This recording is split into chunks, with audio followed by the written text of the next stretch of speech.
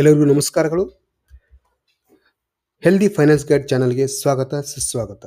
ನನ್ನ ಹೆಸರು ಸಚಿನ್ ಹುಲಿಗೆರೆ ಅಂತ, ಬೆಂಗಳೂರಿನಿಂದ.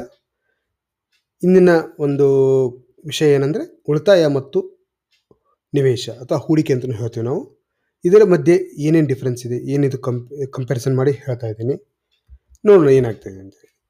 ಒಬ್ಬ ವ್ಯಕ್ತಿ ತನ್ನ ಗಳಿಸಿದ ಆದಾಯದಲ್ಲಿ ಉಳಿತಾಯದಲ್ಲಿ ಹಾಕ್ತಾನೆ ಅಥವಾ ಹೂಡಿಕೆಯಲ್ಲಿ ಹಾಕ್ತಾನೆ ಅಂದರೆ ಏನು ಅರ್ಥ, ಅದರ ಆಗುವಂಥ ಲಾಭ ನಷ್ಟಗಳೇನು, ಅದರಲ್ಲಿರುವಂಥ ಒಂದು ರಿಸ್ಕ್ ಫ್ಯಾಕ್ಟರ್ಸ್ ಏನು, ಅದನ್ನು ನೋಡೋಣ. ಮುಖ್ಯವಾಗಿ ಫಸ್ಟು ಉಳಿತಾಯ ಅಂದರೆ ಏನು ನೋಡೋಣ. ನಮ್ಮ ಆದಾಯದ ಸ್ವಲ್ಪ ಭಾಗವನ್ನು ಕೂಡಿಟ್ಟು ಭವಿಷ್ಯದ ದಿನಗಳಲ್ಲಿ ಉಪಯೋಗಿಸಬಹುದಂಥ ಹಣ. ಅಂದರೆ ನಾವೇನು ಮಾಡ್ತೀವಿ, ಬಂದಂಥ ಸಂಬಳ ಅಥವಾ ಬಂದಂಥ ಲಾಭದಲ್ಲಿ ಸ್ವಲ್ಪ ಹಣವನ್ನು ಪಕ್ಕಕ್ಕಿಟ್ಟು ಅದನ್ನು ಮುಂದಿನ ದಿನಗಳಲ್ಲಿ ಬೇಕಾಗಬಹುದು ಅಂತ ತೆಗೆದಿಡ್ತೀವಿ. ಅದೇ ರೀತಿಯಾಗಿ ಹೂಡಿಕೆ ಅಂದ್ರೇನು, ಇಲ್ಲಿ ಹೂಡಿಕೆಯಲ್ಲಿ ಇದು ಅದೇ ರೀತಿಯಾಗಿ ನಮ್ಮ ಆದಾಯದ ಸ್ವಲ್ಪ ಭಾಗವನ್ನು ಕೂಡಿಟ್ಟು ಅದನ್ನು ಉಳಿತಾಯಕ್ಕಿಂತ ಹೆಚ್ಚಿಗೆ ಬೆಳೆಸುವುದು. ಉಳಿತಾಯದಲ್ಲಿ ನಾನು 1,000 ಇಟ್ಟರೆ ಅದು 1,000ನೇ ಆಗಿರುತ್ತೆ. ಜಾಸ್ತಿ ಅಂದರೆ 1,100 ಆಗ್ಬೋದು, 200 ಆಗ್ಬೋದು. ಆದರೆ ಹೂಡಿಕೆಯಲ್ಲಿ 1,000 ಇದ್ದದ್ದು 1,500 ಆಗುತ್ತೆ, 2,000 ಆಗ್ಬೋದು. ಅದಕ್ಕೆ ಹೂಡಿಕೆ ಅಂತ ಹೇಳ್ತೀವಿ ಅಥವಾ ನಿವೇಶ ಅಂತ ಹೇಳ್ತೀವಿ. ಇನ್ವೆಸ್ಟ್ಮೆಂಟ್ ಅಂತ ಇಂಗ್ಲೀಷಲ್ಲಿ ಹೇಳ್ತೀವಿ. ಉಳಿತಾಯಕ್ಕೆ ಇಂಗ್ಲೀಷಲ್ಲಿ ಸೇವಿಂಗ್ಸ್ ಅಂತ ಹೇಳ್ತೀವಿ. ಏನಿದ್ರ ಅರ್ಥ, ಇದರ ಉದ್ದೇಶ ಏನು, ಇದರಲ್ಲಿ ಇವೆರಡನ್ನು ನಾವು ಕಂಪೇರ್ ಮಾಡಿ ನೋಡೋಣ. ಯಾವುದರಲ್ಲಿ ಏನಾಗ್ತಾ ಇದೆ ಅಂಥೇಳಿ.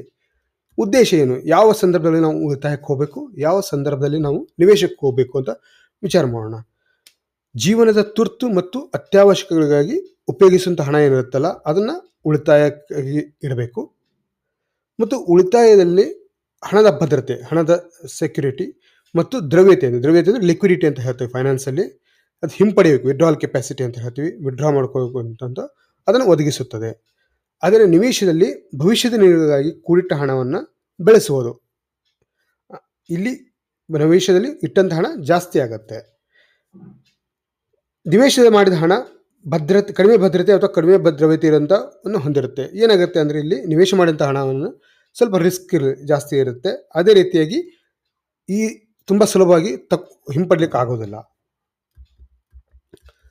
ಆದರೆ ಹಣದ ಭದ್ರತೆ ಅಂದರೆ ಏನು ಅರ್ಥ ಇಲ್ಲಿ ಅಂದರೆ ರಿಸ್ಕ್ ಅಂತ ಹೇಳ್ತೀವಿ ಇಂಗ್ಲೀಷಲ್ಲಿ, ರಿಸ್ಕ್ ಫ್ಯಾಕ್ಟರ್ ಅಂತ ಹೇಳ್ತೀವಿ. ಅದರಲ್ಲಿ ಏನಾಗುತ್ತೆ, ಕೆಲವೊಂದು ಸರ್ತಿ ನಾವು ದುಡ್ಡು ವಾಪಸ್ ತೆಗೆದುಕೊಂಡಾಗ ಆ ಒಂದು ಉಳಿತಾಯದಲ್ಲಿ ಇಟ್ಟಾಗ ಆ ಸಂದರ್ಭಗಳಲ್ಲಿ ನಮಗೆ ತುಂಬ ಕಡಿಮೆ ಅಥವಾ ಶೂನ್ಯ ಅಪಾಯ ಇರುತ್ತೆ. ನಮ್ಮ ಹಣ ಹೋಗುವುದು ಕಷ್ಟ, ಅಂದರೆ ಕಳೆದುಕೊಳ್ಳುವಂಥ ಒಂದು ಅಪಾಯ ಇರುವುದಿಲ್ಲ.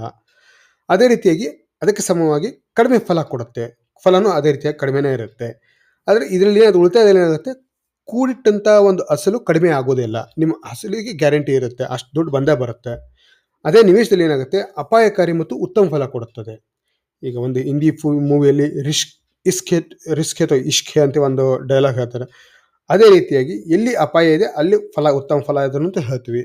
ಅದೇ ರೀತಿಯಾಗಿ ಇದು ನಿವೇಶದಲ್ಲೂ ಹಾಗೆ, ಇದು ಅಪಾಯಕಾರಿ, ಅದೇ ರೀತಿಯಾಗಿ ಉತ್ತಮ ಫಲನೂ ಕೊಡುತ್ತೆ. ಹೂಡಿಕೆ ಮಾಡಿದಂಥ ಹಣ ಕಡಿಮೆನೂ ಆಗ್ಬೋದು. ಇಲ್ಲಿ ಉಳಿತಾಯದಲ್ಲಿ ನಾನು 100 ರೂಪಾಯಿ ಇಟ್ಟರೆ ನನ್ನ 100 ರೂಪಾಯಿ ಬಂದೇ ಬರುತ್ತೆ. ಆದರೆ ನಿವೇಶದಲ್ಲಿ ಹಾಗಾಗಲ್ಲ. ನಿವೇಶದಲ್ಲಿ 100 ರೂಪಾಯಿ ಇದ್ದದ್ದು 80 ರೂಪಾಯಿನ ಆಗ್ಬೋದು, 50 ರೂಪಾಯಿನ ಆಗ್ಬೋದು. ಅದೇ ರೀತಿಯಾಗಿ ಅದು 200 ರೂಪಾಯಿನೂ ಆಗ್ಬೋದು ಲಾಭದಲ್ಲಿ. ಅದಕ್ಕೆ ಅದನ್ನು ನಾವು ಲೆಕ್ಕಕ್ಕೆ ತೆಗೆದುಕೊಂಡು ಉಳಿತಾಯದಲ್ಲಿ ಹಾಕಬೇಕು ಅಥವಾ ನಿವೇಶದಲ್ಲಿ ಹಾಕಬೇಕು ಅಂತ ನೋಡ್ಕೋಬೇಕು. ಮುಖ್ಯವಾಗಿ ಮಾರ್ಗಗಳೇನೇನು, ಉಳಿತಾಯ ಮಾಡಲಿಕ್ಕೆ ಮಾರ್ಗಗಳೇನೇನಿದೆ, ನಿವೇಶ ಮಾಡಲಿಕ್ಕೆ ಮಾರ್ಗಗಳೇನಿದೆ. ನಮಗೆ ಉಳಿತಾಯದಲ್ಲಿ ಬರುವಂಥದ್ದು ಅತ್ಯಂತ ಕಡಿಮೆ ಅಪಾಯಕಾರಿ ಮಾಧ್ಯಮಗಳು, ಅಂದರೆ ಲೆಸ್ ರಿಸ್ಕಿ ಮಾಧ್ಯಮಗಳು ಅಂತ ಹೇಳ್ತೀವಿ ಯಾವಾಗಲೂ. ಅದು ಯಾವುದಂದರೆ ಉಳಿತಾಯ ಖಾತೆಗಳು, ಅಂದರೆ SB ಅಕೌಂಟ್ ಅಂತ ಹೇಳ್ತೀವಿ. ಅದರಲ್ಲಿ ಇಟ್ಟಂಥ ಹಣ ಯಾವಾಗಲೂ ಸೇಫ್ ಆಗಿರುತ್ತೆ, ಬೇಗನೂ ತೆಗೆದುಕೋಬೋದು ವಾಪಸ್ಸು. FDಗಳು, ಫಿಕ್ಸ್ ಡೆಪಾಸಿಟ್ ಅಥವಾ ಠೇವಣಿಗಳಂತ ಹೇಳ್ತೀವಿ ಬ್ಯಾಂಕಲ್ಲಿ ಅಥವಾ ಪೋಸ್ಟ್ ಆಫೀಸಲ್ಲಿ, ಅದು ಅಷ್ಟೇ. ಅದರಲ್ಲಿರುವಂಥ ಹಣ ಸೇಫ್ ಆಗಿರುತ್ತೆ, ಬೇಕಾದ್ರೆ ತೆಗೋಬೇಕಾದ್ರೆ ತೆಗೆದುಕೋಬೋದು, ಬ್ಯಾಂಕಿಗೆ ಹೋಗ್ಬಿಟ್ಟು ತೆಗೆದುಕೋಬೋದು.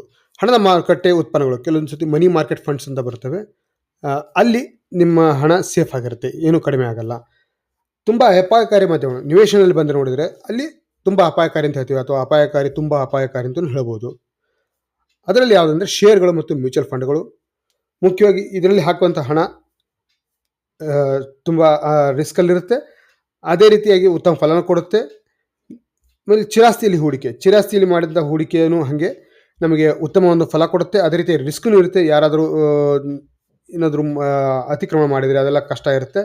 ಸರಕುಗಳು ಅದೇ ರೀತಿ ಬೆಳ್ಳಿ, ಬಂಗಾರ ಮತ್ತು ಬೇರೆ ಲೋಹಗಳನ್ನು ಖರೀದಿ ಮಾಡಿದರೆ ಆನ್‌ಲೈನ್‌ನಲ್ಲಿ ಖರೀದಿ ಮಾಡಿ ಅಥವಾ ನೀವು ಮ ಬಂಗಾರದ ಸಾಮಾನನ್ನು ತಗೊಳ್ಳೋದಾಗಲಿ, ಬೆಳ್ಳಿಯ ಸಾಮಾನು ತಗೊಳ್ಳೋದಾಗಲಿ ಅದು ಒಂಥರದ ನಿವೇಶನೇ. ಅದರಲ್ಲಿಯೂ ಏನಾಗುತ್ತೆ ಅಂದರೆ ದುಡ್ಡು ಜಾಸ್ತಿ ಬರುತ್ತೆ, ಆದರೆ ಅಷ್ಟೇ ರಿಸ್ಕ್ ಇರುತ್ತೆ.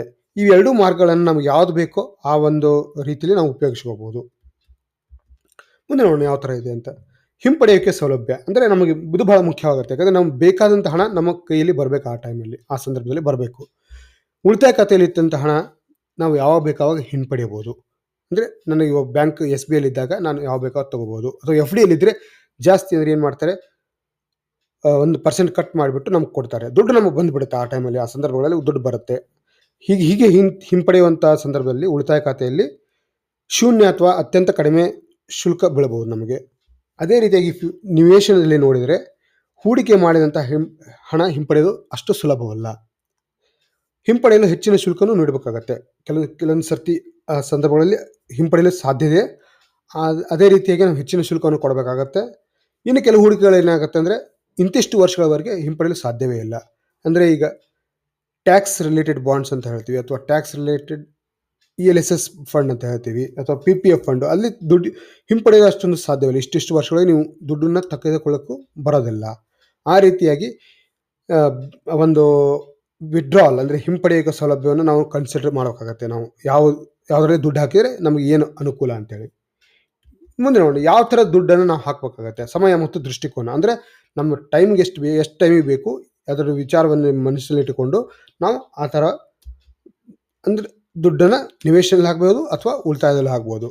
ಇನ್ನು ಉಳಿತಾಯದಲ್ಲಿ ಯಾವ ಥರದಲ್ಲಿ ಹಾಕಬೇಕು ಅಂದರೆ ಇಂದಿನ ಅಥವಾ ತುರ್ತು ಅವಶ್ಯಕತೆಗಳಿಗೆ ಬೇಕಾಗುವಂಥ ಹಣವನ್ನು ನಾವು ಉಳಿತಾಯದಲ್ಲಿ ಇಡುವುದು. ನಮಗೆ ಇಂತಿಷ್ಟು ದುಡ್ಡು ಬೇಕು, ನನಗೆ ಇದು 1 ತಿಂಗಳವರೆಗೂ ಅಥವಾ ಇನ್ನು 6 ತಿಂಗಳವರೆಗೂ ಅಂತ ಒಂದು ಅವಶ್ಯಕತೆಗಳಾಗಿ ಇಟ್ಕೊಳ್ಳೋದು. ಇನ್ನು 1 ರಿಂದ 3 ವರ್ಷಗಳ ಅವಶ್ಯಕತೆಗಳಿಗೂ ಇಟ್ಕೋಬೋದು. ಅಂದರೆ ಇನ್ನು 2 ವರ್ಷ ಬಿಟ್ಟರೆ ನನಗೆ ಇಂಥ ಒಂದು ಖರ್ಚು ಬರುತ್ತೆ ಅಂತ ಗೊತ್ತಿದ್ದರೆ ಅಂಥ ಹಣವನ್ನು ನಾವು ಉಳಿತಾಯದಲ್ಲೇ ಹಾಕಬೇಕು, ನಿವೇಶನದಲ್ಲಿ ಹಾಕಬಾರ್ದು.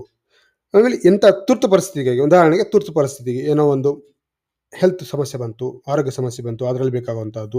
ಆಮೇಲೆ ಮನೆಗೆ ಬೇಕಾದಂಥ ಸಾಮಾನು ತೆಗೆದುಕೊಳ್ಳೋದು, ಯಾವುದೋ ಒಂದು ಫ್ರಿಜ್ಜು, ವಾಷಿಂಗ್ ಮಿಷಿನು, ಕಾರ್ ಇರ್ಬೋದು, ಅಥವಾ ನೀವು ಮಾಡೋಂಥ ಪ್ರವಾಸ ಇರ್ಬೋದು. ಅದಕ್ಕೋಸ್ಕರ ಖರ್ಚು ಬೇಕಾದರೆ ಅದು ನಮ್ಗೆ ಗೊತ್ತಿರುತ್ತೆ ಇಷ್ಟು ಬೇಕು ಅಂತ, ಅದನ್ನು ಉಳಿತಾಯದಲ್ಲಿ ಹಾಕಬೇಕು. ಅದೇ ನಿವೇಶನದಲ್ಲಿ ಏನಂದರೆ ನಮಗೆ 5 ವರ್ಷಗಳ ಅವಧಿವರೆಗೆ ನನಗೆ ಈ ದುಡ್ಡು ಬೇಕಾಗಿಲ್ಲ, ನನಗೆ ಇದು ಅಲ್ಲಿಟ್ಟರೆ ನನಗೆ ಇನ್ನೂ ಜಾಸ್ತಿ ದುಡ್ಡು ಆಗುತ್ತೆ, ನಾನು ಅಂಥ ದುಡ್ಡನ್ನು ನಾನು ಏನು ಮಾಡ್ತೀನಿ, ನಿವೇಶನದಲ್ಲಿ ಹೂಡಿಕೆ ಮಾಡ್ತೀನಿ, ನಿವೇಶನದಲ್ಲಿ ಹಾಕ್ತೀನಿ, ಹೂಡಿಕೆ ಮಾಡ್ತೀನಿ ಅಂತ ಒಂದು ವಿಚಾರಗಳು ಅಂದರೆ ನಿವೃತ್ತಿ, ಮನೆ ಕಟ್ಟಲು, ಹೆಚ್ಚಿನ ವಿದ್ಯಾಭ್ಯಾಸ ಮತ್ತು ಸಂಪತ್ತು ಗಳಿಸುವುದು. ಈ ಎಲ್ಲ ಒಂದು ವಿಚಾರಗಳು ಇದರಲ್ಲಿ ನಮಗೆ ಕರೆಕ್ಟಾಗಿ ಗೊತ್ತಿರುತ್ತೆ. ಅಂದರೆ ಇದು ಮುಂದೆ ಇಂಥ ಒಂದು ಟೈಮಲ್ಲಿ ಬರುತ್ತೆ, ನನಗೆ ಆ ಟೈಮಲ್ಲಿ ಇಷ್ಟು ದುಡ್ಡು ಬೇಕಾಗುತ್ತೆ, ಅಲ್ಲಿವರೆಗೂ ಏನು ಬೇಕಾಗಿಲ್ಲ ಅನ್ನೋ ಒಂದು ವಿಚಾರ ಗೊತ್ತಿದ್ದರೆ ಇಂಥ ಒಂದು ವಿಚಾರಗಳ ಮನಸ್ಸಲ್ಲಿ ಇಟ್ಕೊಂಡು ನಿವೇಶ ಮಾಡೋದು ಒಳ್ಳೆಯದು.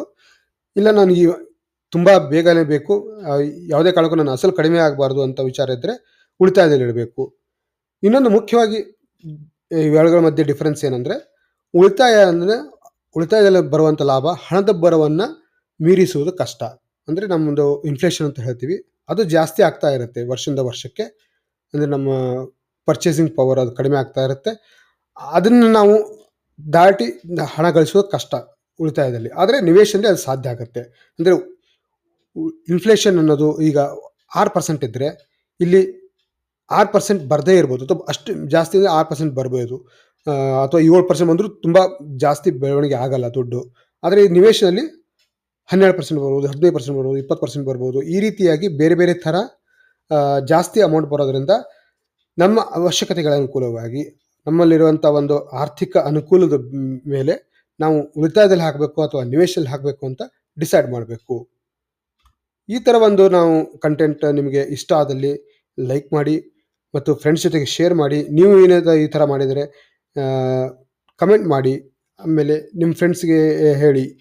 ಆಮೇಲೆ ಈ ಚಾನಲ್ಗೆ ಸಬ್ಸ್ಕ್ರೈಬ್ ಮಾಡಿ. ಇಂಥ ಒಂದು ಫೈನಾನ್ಸ್ ಅಥವಾ ಆರ್ಥಿಕ ಸಂಬಂಧಂಥ ಒಂದು ವಿಡಿಯೋಗಳನ್ನು ಮಾಡಲಿಕ್ಕೆ ಉತ್ತೇಜನ ಸಿಕ್ಕಂಗಾಗುತ್ತೆ. Thank you.